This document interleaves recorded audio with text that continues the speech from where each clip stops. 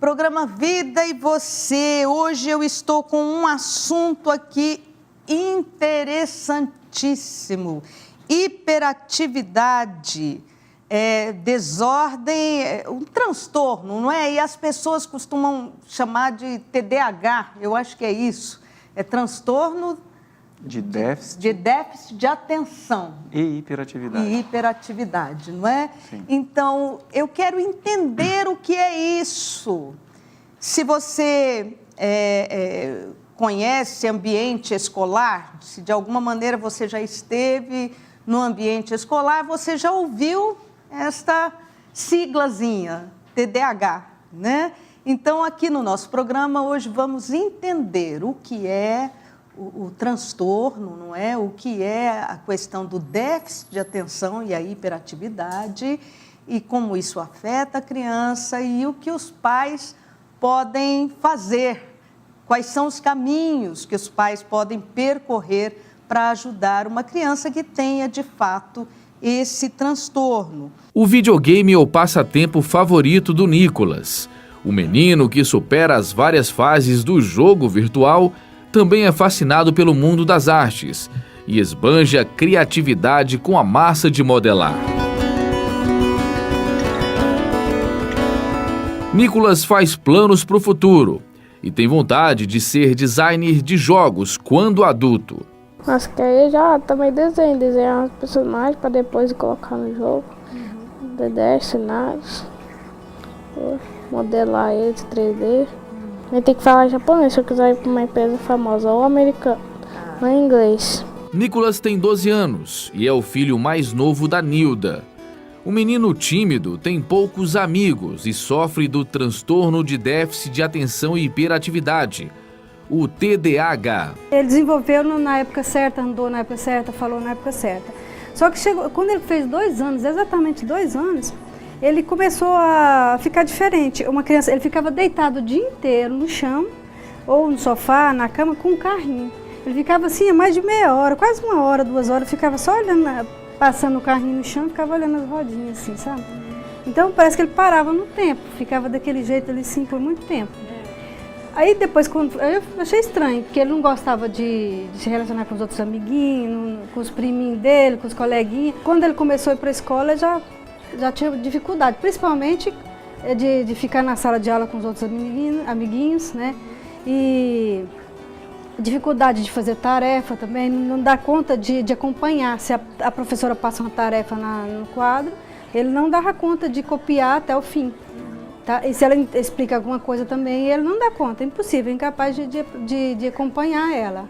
Nilda conta que essas dificuldades acompanham o filho desde o início da vida escolar. E lembra que o transtorno gerou problemas de relacionamentos com professores e alunos.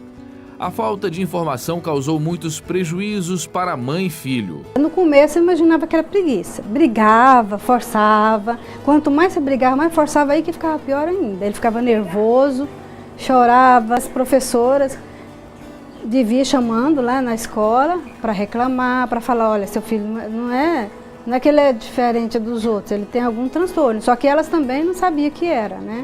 Apreensiva e sem entender o que estava acontecendo com o filho, Nilda passou a investigar o que estava por trás do comportamento de Nicolas. Foi nessa época que ela recorreu à ajuda especializada. O neuropediatra fez várias análises com ele, né? Fez pesquisa, chamou a família inteira, foi perguntando todo mundo. Aí foi onde que ela diagnosticou que ele tem transtorno, né, déficit de atenção com traços de autista.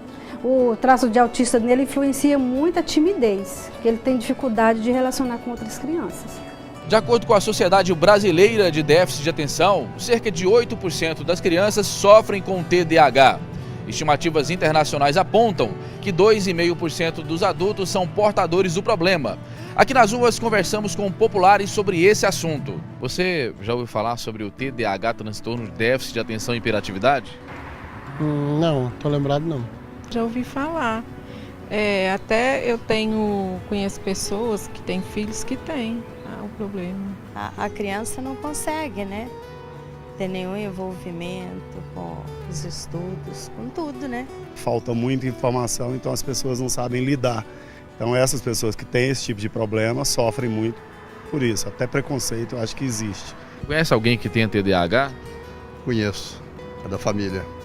E como que é a vida intelectual dessa pessoa? É boa, a vida intelectual é boa. Geralmente é a atenção mesmo, sabe?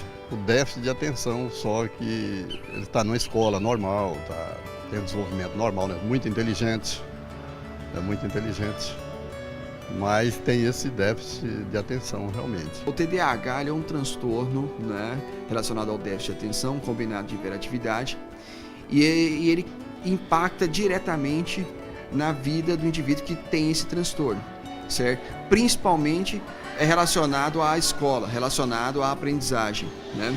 O déficit de atenção, ele tem como característica a falta de atenção, o déficit de concentração. É aquela pessoa que não consegue se concentrar, é aquela pessoa que não consegue reter a informação de curto prazo e, consequentemente, isso cria dificuldades, principalmente na escola. Essa psicopedagoga cita alguns sintomas do TDAH. Primeiro é o isolamento, né? A gente observa que ele tem um certo isolamento. E quando não tem a hiperatividade, né? Agora, quando ele tem a hiperatividade, às vezes ele envolve com briga com facilidade, está sempre envolvido nos problemas nos dia a dia, né? Tem dificuldade de cumprir regras, normas, né? E daí a importância também de estar participando de estudos em grupos ou então praticar algum esporte para estabelecer regras e normas para que isso faça parte da rotina diária desse indivíduo. O presidente da Associação Goiana de Dislexia e Déficit de Atenção alerta que nem toda escola está preparada para lidar com alunos portadores de TDAH. Nós temos um número muito considerável de escolas que ainda carecem de uma estrutura pedagógica voltada para atender as necessidades educacionais de alunos com TDAH, né? É claro que ao longo dos últimos anos tem se visto que algumas escolas têm feito um trabalho diferenciado. Porém, ainda há uma esmagadora maioria que precisa fazer um trabalho direcionado para as necessidades educacionais de alunos, de estudantes com TDAH. Especialistas acreditam que a família tem um papel fundamental na vida dos portadores do transtorno de atenção e hiperatividade. A família tem um papel assim fundamental, né? Primeiro, depois que passa o momento da aceitação, que a gente fala o momento do luto, é o momento então da família dar o suporte, de estar ali para aquele aluno, para o filho sentir que ele pode contar com a família, que isso não é o fim da vida, né?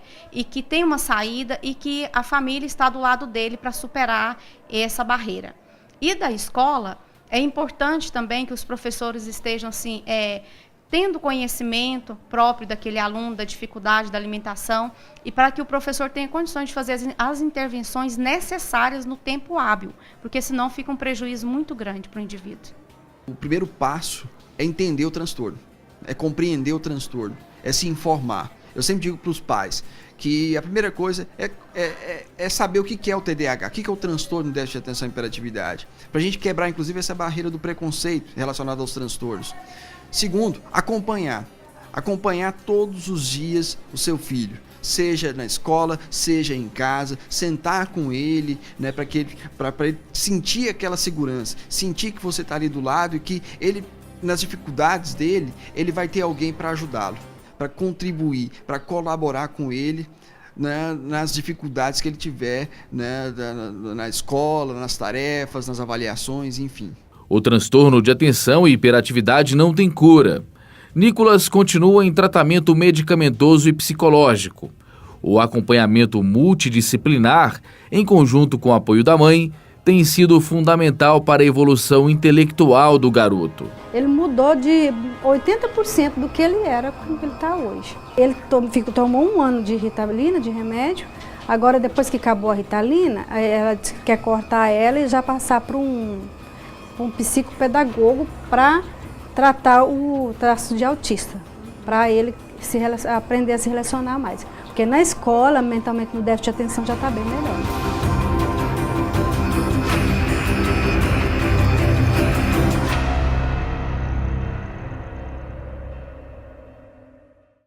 eu estou aqui hoje com convidados especiais.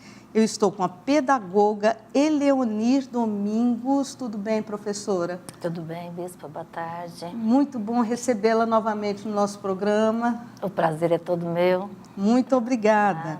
E eu estou com o doutor Dean Ali, que é psiquiatra. Tudo bem, doutor? Sim, tudo ótimo, Bispa. É um prazer estar aqui com vocês. Muito obrigada pela sua presença. Doutor, eu vou começar perguntando o que é esse transtorno, o que é TDAH? O TDAH, que é o transtorno de déficit de atenção e hiperatividade, é uma doença de início na infância, que se caracteriza por uma inquietude física e por uma desatenção exacerbada. Na verdade, existem dois tipos de TDAH. Existe o TDAH, o paciente com TDAH com predominância de hiperatividade, onde a psicomotricidade, o movimento, ele é exagerado, e ele é intenso, ele é incontrolável. Existe uma impulsividade muito grande. A impulsividade é quando a pessoa... Isso é uma enfermidade, alguma coisa no cérebro que não está funcionando bem, certo? Sim. Existe uma desregulação dos neurotransmissores, dopamina e noradrenalina, na região frontal do cérebro. E essa redução nesses neurotransmissores é uma redução de uma área inibitória, ou seja, uma área que inibe o funcionamento, e como ele está diminuído, o cérebro fica hiperativo. E existe também o TDAH com predominância de desatenção. Ele não é fisicamente agitado, mas ele tem uma dificuldade muito grande de manter o foco, ou seja, de olhar e prestar atenção numa mesma coisa por um período um pouco mais prolongado. Professora Eleonir, é normal no comportamento da criança? Deixa eu ver se eu consigo melhorar a pergunta aqui. Eu fui professora de primeira fase, muito tempo, né? Quando eu era professora, a gente não tinha muita luz sobre TDAH, o déficit de atenção e tudo. E de um tempo para cá, parece que toda criança inquieta na escola leva esse rótulo. Mas existe diferença, não é, professora? Não é só uma inquietude em sala de aula. Não, é total a diferença. A aprendizagem, a criança normal, que nós podemos chamar, é aquela criança que brinca, que pula, que bate, que desce, que sobe, que para fazer uma atividade. Ela faz a tarefa, ela canta, ela recebe comando, ela recebe regras, ela se relaciona com outros meninos. Apesar de ter a inquietude da infância. Sim. Às vezes essa inquietude, ela vem pela própria família não achar que deve impor limites, né? Pela própria família em deixar, é muito pequenininho, bonitinho e tal, e não adere a essa criança os valores normais, né?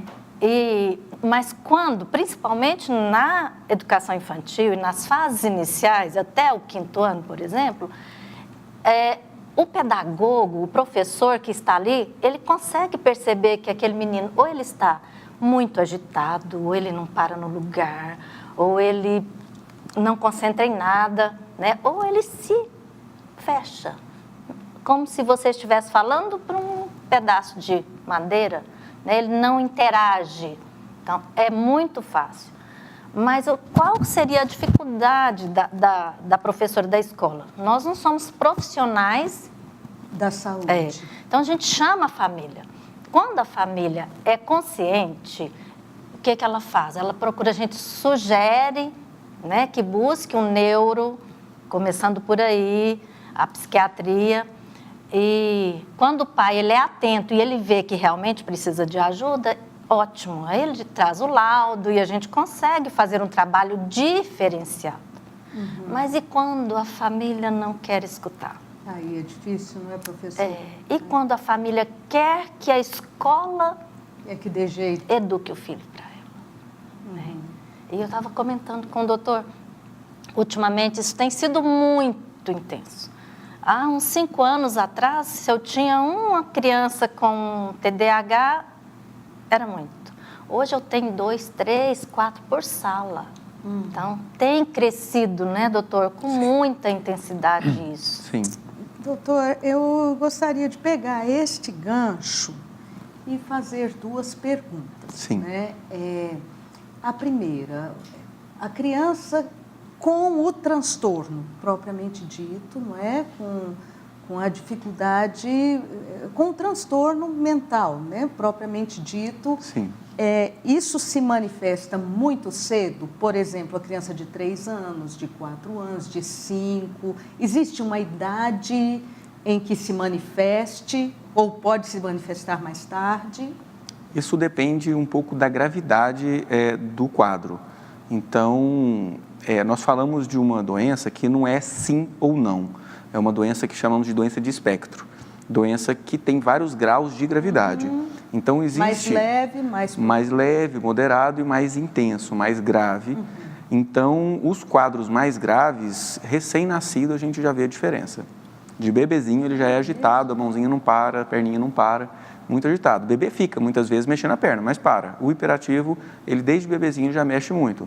Com 1 ano de idade, 2 anos de idade, a diferença é marcante no sentido de que ele não para. Ele anda para um lado, anda para o outro. Na verdade, não anda, corre, né? Só corre. Corre para um lado, corre para o outro. Tem uma impulsividade muito grande, né? É lógico que se a gente considerar uma criança de 2 anos, a impulsividade é natural.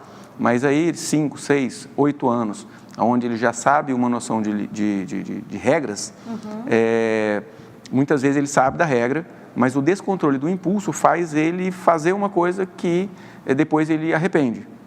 Então, é onde acontece uma frequência maior de acidentes domésticos, é onde, quando a pessoa persiste com o TDAH na vida adulta, isso está relacionado com uma maior quantidade de acidentes de trânsito, reprovação escolar, está mais associado à dependência química, né? Porque existe um impulso descontrolado.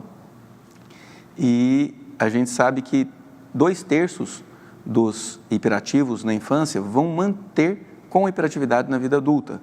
Né? 1/3. 2/3. Isso quer dizer que existe uma porcentagem em que a coisa será controlada? Se cura naturalmente. Cura naturalmente. É uma doença predominante da infância. A convivência também aprende, né, a lidar com a situação. Sim. Doutor, uma dúvida que eu tenho em relação a essa impulsividade. Sim. Você falando que tem a regra, mas ele não consegue obedecer à regra, ele avança.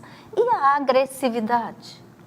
Então, o TDAH, ele vai ter uma violência por impulso. Ou seja, ele pode até no impulso bater ou no impulso ter uma coisa em cima da mesa, ele pega antes de saber se pode pegar e daqui a pouquinho ele já arrepende e fala, não, eu errei. Né? E existe uma diferença com o TOD, que é o transtorno opositor desafiador. Aí já é uma coisa um pouco diferente, aonde é um outro transtorno, aonde não há um pouco de descontrole do impulso, mas há uma dificuldade realmente de aceitar a regra. O TDAH recebe a regra, aceita a regra e tenta obedecer a regra. Ele não consegue porque o impulso vem antes.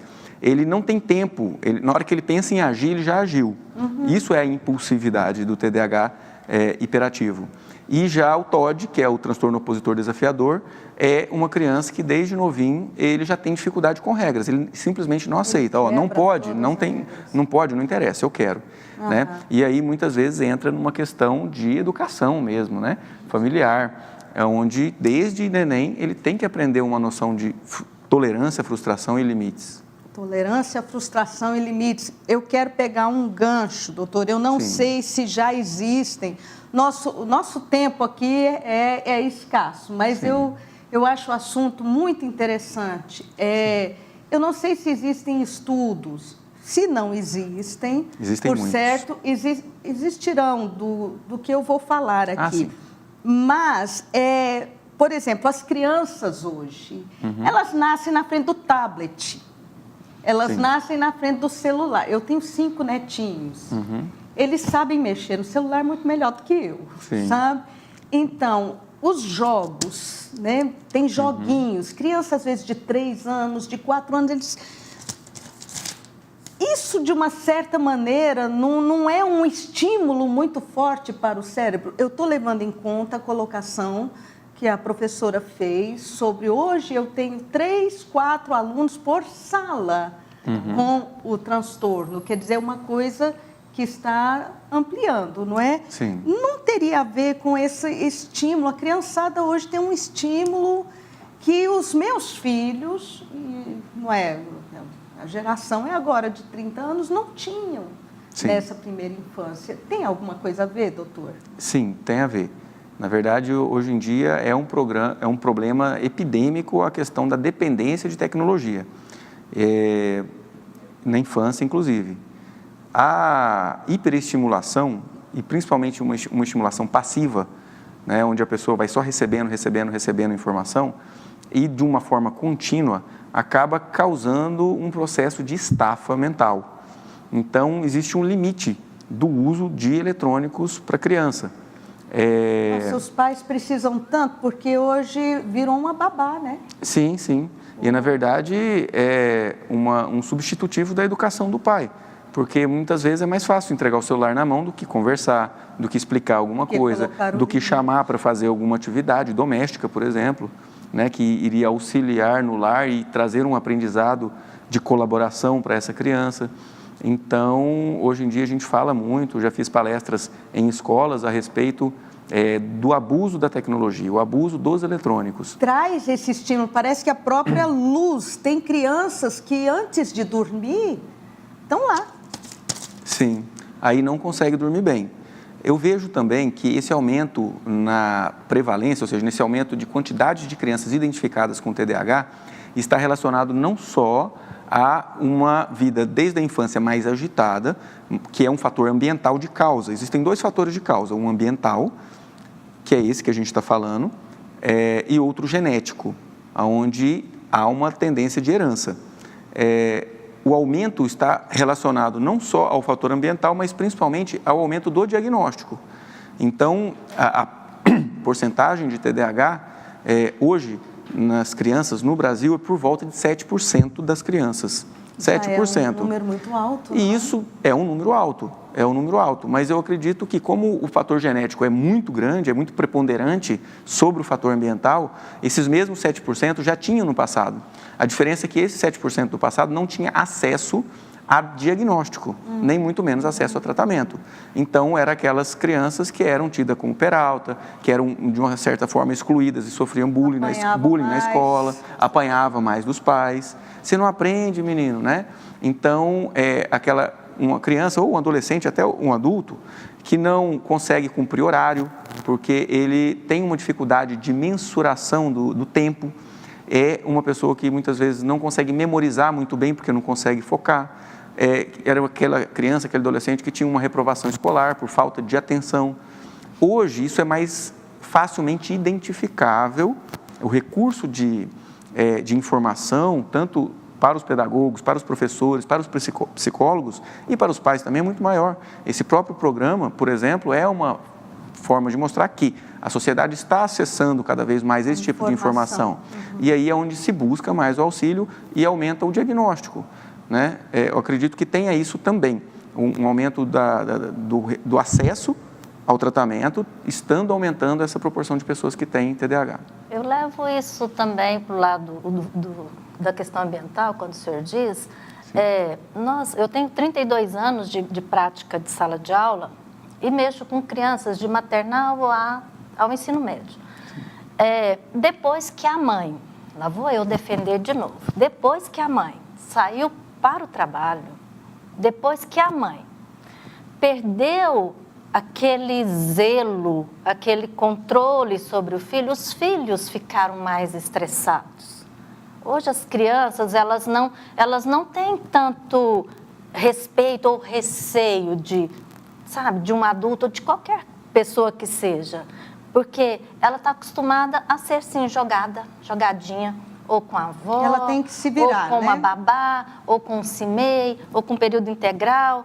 Então, quando a mãe depara com uma criança mais impulsiva, onde nós falamos a questão do laudo, que isso é muito arriscado, é muito perigoso, um primeiro momento de laudo, que é preciso saber realmente, através de especialistas mesmo, porque você dar uma Ritalina para uma criança só porque ela sobe no sofá, ela quebra a televisão, é meio arriscado, né? Então, depois que a mãe saiu da presença do filho nas 24 horas, que é lamentável, isso tem ocorrido com mais intensidade. Então, quando o senhor diz assim, que o hereditário parece que estabilizou, que sempre teve essa hereditariedade, e que o ambiente que pode ter sido, eu condeno a mãe, sabe? Deveria ter uma licença maternidade assim, ó, eu vou procriar. Tá, você programa, você quer 2 filhos, tá? Você quer em 5 anos? Então, que tenha nesses 5 anos uma licença maternidade. Bom, seria até você está muito ousada no falar isso, porque eu penso assim também. Só que nós que pensamos assim, nós somos taxadas de machistas. Com mulheres certeza, machistas. Com certeza. Eu já ia defender a responsabilidade do pai também, porque a presença do pai é fundamental na formação de uma noção de autoridade. É óbvio. Né, de submissão, de obediência, sem dúvida alguma. Com certeza. A questão dos valores, né? Hoje Sim. é muito difícil para nós, como educadores, como profissionais, meu Deus, a lidar com a família, em auxiliar aquela família, né? De repente, não é um pai e uma mãe, é uma mãe com a mãe, né? Vamos respeitar, ok. As famílias hoje têm outros modelos, né? E a gente tem que aprender. E a gente precisa trabalhar valores nessas crianças para a gente não entrar em choque, né? Para não bater de frente, para não fazer coisas para traumatizar esse menino. Muito pelo contrário, a nossa missão é tornar a coisa... Né? Programa Vida e você está vendo que o papo aqui está muito bom, muito gostoso. Se você conhece uma pessoa que precisa assistir o programa, que vai ser interessante para essa pessoa, dá uma ligadinha agora, fala, sintoniza aí na Fonte TV que o programa está interessante. Daqui a pouco a gente volta. Estamos com o programa Vida e Você. Que bom que você está aí, que você não mudou de canal, que está nos assistindo. E hoje o nosso programa está muito especial. Estamos falando sobre o TDAH, é o transtorno de hiperatividade e déficit de atenção. Eu estou conversando aqui com a pedagoga Eleonir Domingos e estou conversando com o Dr. Jim Ali, que é psiquiatra e trabalha na área também, não é? Com TDAH. Professora, eu quero perguntar, os professores hoje têm um treinamento especial para reconhecer o problema ou para lidar com a criança com o problema? Pelo menos na rede particular, o professor ele sabe da manha que eu falo é do agito do menino, pela forma como ele se comporta dentro de sala mesmo, né? Nós não temos uma autonomia profissional para diagnósticos, né? Então, que a gente vê aquela diferenciação, vê que aquele menino, né, ele não está atendendo aquela programação que a professora colocou, a gente sugere que vá procurar um neuropsiquiatra. Agora, isso até 5º ano é muito fácil. Eu falo, enquanto está na mão do pedagogo, está muito fácil. Quando entra para o professor especialista, que é lá do 6º ano para frente, a coisa se torna muito mais difícil. Por isso que eu acho que o diagnóstico precoce, ele acaba sendo muito bom para a família, porque trabalha esse lado até o 5º ano. Que do 6º ano para frente, nem a família nos ajuda muito, porque ele acha que a criança foi para o 6º ano e ele já tem que pentear o cabelo sozinho. Né? E os professores, eles estão ali por 50 minutos. É a hora que ele precisa de socorro, porque tudo muda nele. Do pai, da mãe, do olho, não é? Aí o professor de 50 minutos, ele está ali para passar aquele conteúdo, ele não fica. Então, o que a gente foca muito? Na coordenação, nos auxiliares, para ver. Né? Ultimamente, nós temos feito um trabalho muito bom de 6º ao 9º ano em relação a esses meninos especiais. O próprio coordenador que foca os trabalhos, que foca os critérios avaliativos, né? Já que a criança não consegue fazer aquela prova lá junto com aquele professor, ele é retirado, né, para o coordenador e o coordenador resolve com ele. Né, isso mediante laudo, isso quando o pai nos dá um laudo. Porque nós enfrentamos muitos pais que têm preconceito, que têm receio de falar que meu filho tem TDAH. Existe uma certa negação, não é? Os pais que têm filhos com qualquer problema que seja, não é? Existe uma negação, uma dificuldade da família de encarar meu filho está apresentando determinado problema. Bispa, e não só, a família dos normais também discrimina aquele menino. Né? Eu tenho recusas de matrículas no meu colégio, ele pergunta assim, o fulaninho vai continuar? Olha Aí, só. Não, vai, por quê? Falou assim, então meu filho, eu não vou matricular aqui. Então, eu acho que essa recusa de laudo da mãe é exatamente para não sofrer esse tipo de preconceito. Então, nas salas que eu tenho as crianças com problema de inclusão, eu sofro mais com os pais normais do que com o pai de laudo. Sim, e dessa forma, a senhora colocou muito bem sobre o tratamento precoce. E queria colocar também a questão do preconceito. Então, existe uma negação da família e existe um preconceito de que TDAH não existe. TDAH foi uma invenção da indústria farmacêutica. Uma frescura, uma coisa assim. Uma frescura, né? Então, isso é um tremendo equívoco. A doença TDAH existe. O tratamento precoce, ele é muito importante, não só por melhorar a qualidade de vida, melhorar a relação dessa criança com outras crianças e a convivência escolar, mas também para aproveitar um momento de aprendizado de habilidades sociais, habilidades técnicas, matemáticas, que é da infância até os 18, 20 anos de idade.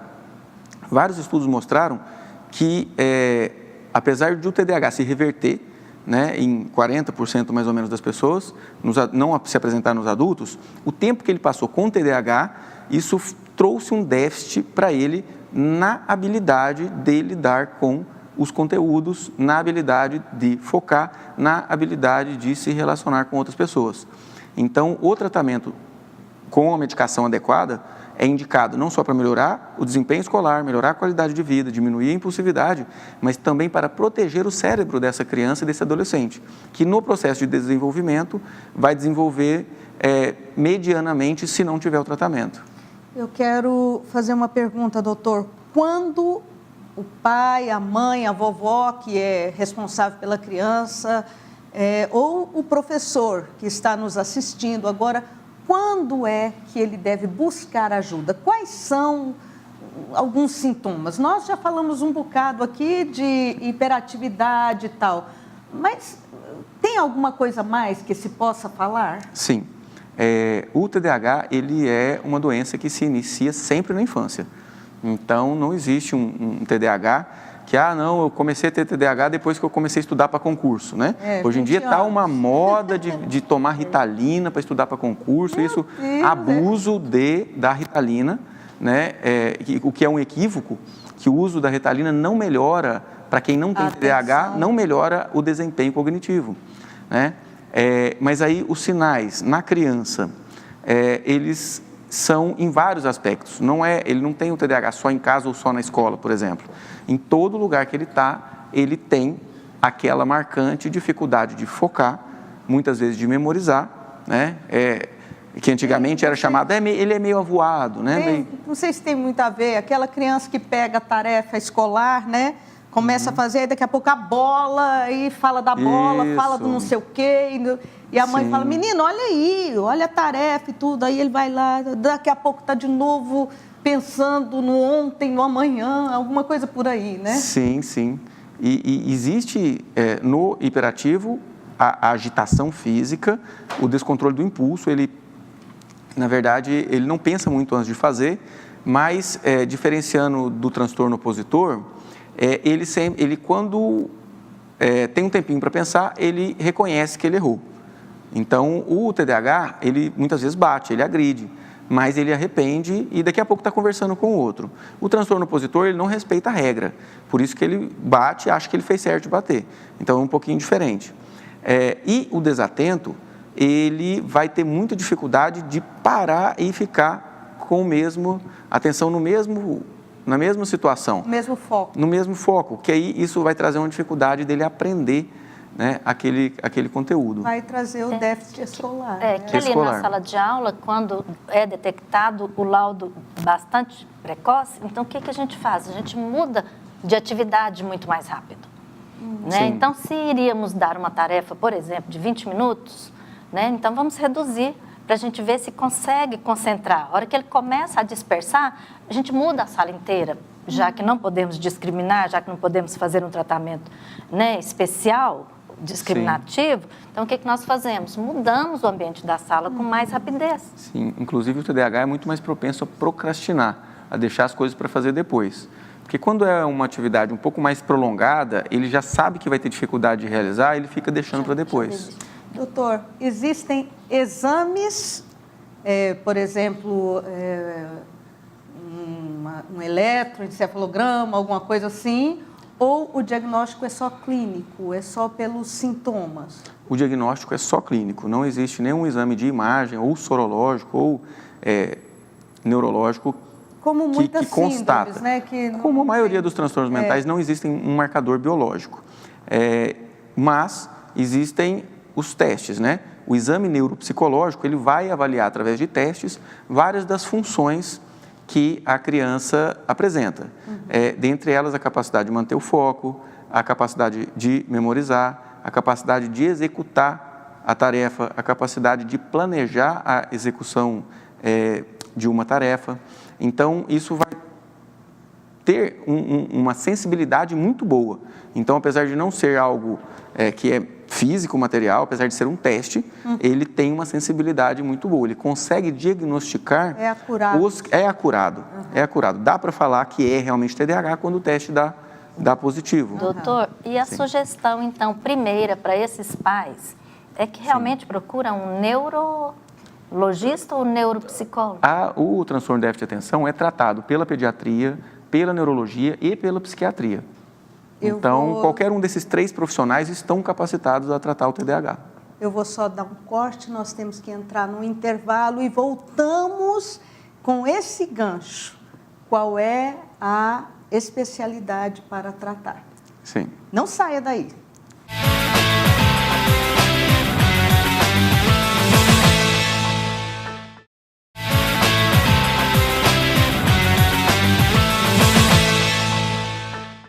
Programa Vida e Você hoje com tanta informação. Está tão gostoso, eu estou aprendendo muito aqui com os nossos convidados, o Dr. Jim Ali, que é psiquiatra, e com a pedagoga, a professora Eleonir Domingos. Muito bom esse programa hoje. Eu quero pegar um gancho, a professora Eleonir havia feito uma pergunta, não é? Com questão ao tratamento, isso, professora? Que sugestão nós, professores, nós pedagogos, daríamos aos pais quando essa criança apresenta esse... A quem procurar? A quem procurar. Sim. Tanto o psiquiatra, quanto o neurologista, quanto o pediatra podem tratar o TDAH. Estão capacitados para isso. É lógico que tem alguns profissionais que se especializam somente em crianças, né? Outros... em adultos. Então, esses 3 profissionais, eles podem tratar o TDAH. Existe, aproveitando o gancho, algum malefício de uma medicação inadequada? Sim, o malefício de que uma medicação inadequada não vai trazer o efeito terapêutico, ou seja, de tratar realmente, ou seja, fazer com que aquela criança ou adolescente tenha um foco e que diminua a sua hiperatividade, né, física, motora, e essa medicação inadequada pode trazer efeitos colaterais. Então, o tratamento para o TDAH hoje em dia, ele é feito de primeira linha com psicoestimulante. É uma medicação que estimula uma área do cérebro que é inibitória. Por isso que ele, por mais que seja um psicoestimulante, a criança não vai ficar agitada, pelo contrário, ele vai diminuir a agitação. E esses psicoestimulantes, eles podem ter efeitos colaterais. Que tipo de efeito colateral? Perda de peso, pode ter tremor, pode ter um efeito de tolerância, é bom saber. Mas o que acontece? Quando o diagnóstico é correto, a criança que realmente tem TDAH, ele raramente tem efeitos colaterais. Os efeitos colaterais, eles se dão muito em quem quer tomar Ritalina sem ter indicação de não ter o TDAH. Então, ele pode, muitas vezes, desenvolver esses efeitos colaterais aí. E a alegria dessa criança quando ela percebe que ela está conseguindo aprender? É impressionante. Bons resultados. A autoestima, eu acho que Sim. a questão de autoestima aí é... A parte da psicoterapia, inclusive, ela não vai focar muito nos exercícios de atividade de foco. Geralmente, ela se foca mais na parte do ganho de autoestima, porque geralmente, quando vem para o tratamento, essa criança já teve... grande perda. Perda e já sofreu um processo de exclusão. Os coleguinhas da escola já o excluem, ele já vê que as notas dele é pior. E pela hiperatividade, e que muitas vezes leva a um pouco de violência, leva a quebrar uma coisinha de um amiguinho, acontece isso que a senhora descreveu, né? Das outras crianças excluírem ela. Pais não querem. Então a autoestima fica lá embaixo. Então a psicoterapia ela vai ajudar a melhorar a autoestima. Daí, bispa, quando termina essa parte do diagnóstico, que acerta no medicamento e tudo, aí nós, enquanto escola, sugerimos o psicopedagogo para nos auxiliar nas atividades. Você fala, vou levar direto no psicopedagogo. Não.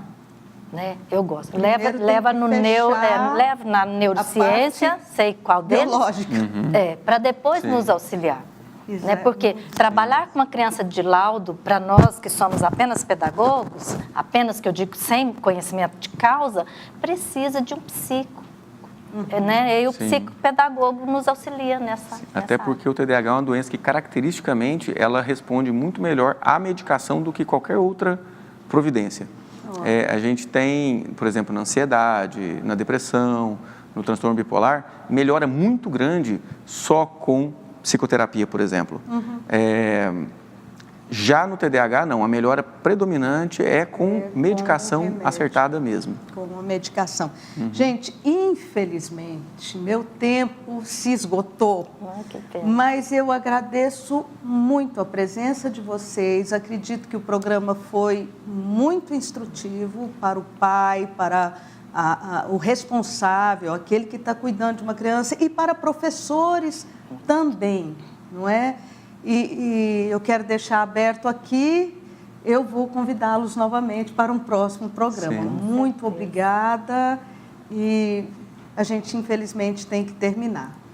Está aí o programa Vida e Você. Se você percebe a sua criança muito agitada, existe tratamento, existe, segundo o doutor, uma prevalência de cura muito grande. Você deve procurar ajuda, sim. Você pode e deve procurar ajuda com o pediatra, com um psiquiatra, ou mesmo com a orientação, a coordenadora da escola, ela vai trazer orientação para você. Programa Vida e Você, muito obrigada por estar aí comigo até agora. Que Deus abençoe a sua vida. Se você gostou desse vídeo, se você foi abençoado por essa palavra, por este programa, compartilhe esse vídeo com seus amigos, compartilhe com a sua família e clica aqui embaixo. Clica no sininho para você receber as notificações. Que Deus abençoe a sua vida.